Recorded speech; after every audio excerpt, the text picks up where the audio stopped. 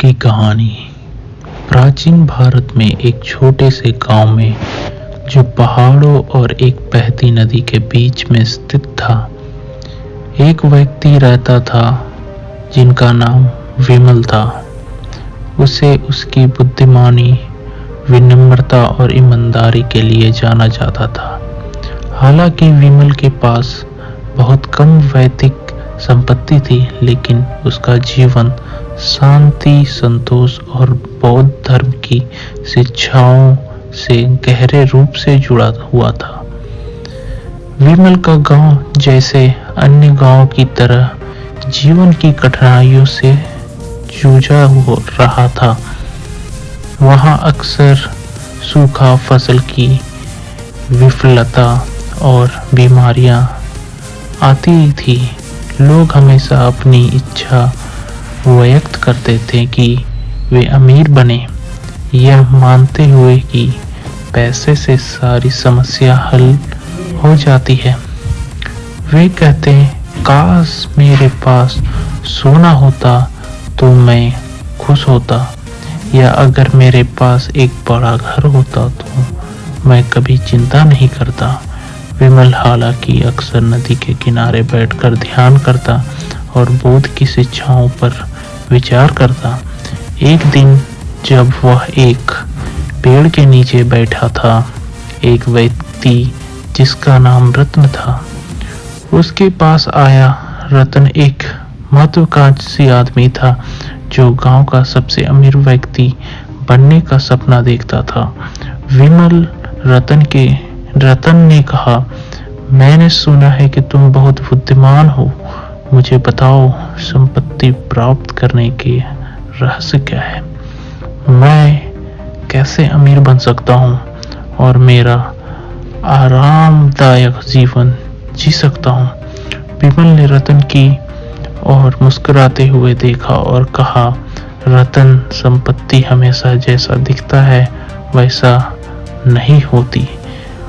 उसने कहा, सच्ची संपत्ति सोने या भौतिक वस्तुओं में नहीं है, बल्कि यह मन और हृदय की समृद्धि में है। मैं तुम्हें एक कहानी सुनाता हूँ। रतन बैठा और मुस्कुराता से विमल की कहानी सुनने के लिए तैयार था। एक समय की बात है, विमल ने शुरू किया। एक महान राजा था जो एक विशाल राज्य के शासक था।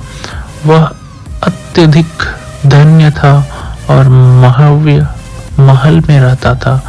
उसे हर तरह के सेवक और खजाना घेरता था, लेकिन फिर भी राजा खुश नहीं था। उसे अंदर से ही खालीपन महसूस होता था, जैसे कुछ कहीं कमी हो। उसने अपने सलाहकारों को बुलाया और कहा, मेरे पास सब कुछ है, फिर भी मैं गरीब महसूस करता हूँ। मुझे सच्ची संपत्ति कहाँ मिलेगी? सलाहकार, जो इस सवाल का जवाब देने में असमर्थ थे, ने राजा से कहा कि वह एक बुद्धिमान साधु को ढूंढे जो दूर पहाड़ों में रहता था। राजा, जो उत्तर के लिए बेताब था, अपनी यात्रा शुरू कर देता है। जब राजा आखिरकार साधु से मिलता है तो वह पूछता है, महान गुरु, मेरे पास सब कुछ है जो किसी भी अमीर आदमी के पास हो सकता है, फिर भी मैं गरीब महसूस करता हूँ। संपत्ति का रहस्य क्या है? साधु मुस्कुराते हुए उत्तर देते हैं, सच्ची संपत्ति जीवन की प्रकृति को समझने और करुणा, दया और ज्ञान को विकसित करने में है।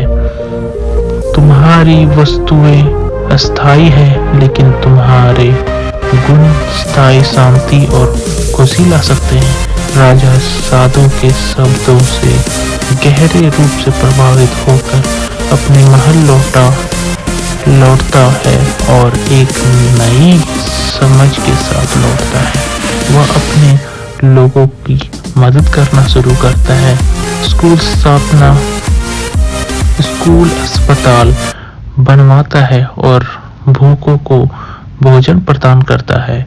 जीवन अधिक वह देता गया, अपनी अधिक उसे संतुष्टि महसूस होती गई। वह संपत्ति जो वह पहले सोने और नैतिक वस्तुओं में ढूंढता था, अब उसे अपने कर्मों में और दूसरों की खुशी में पा ली थी।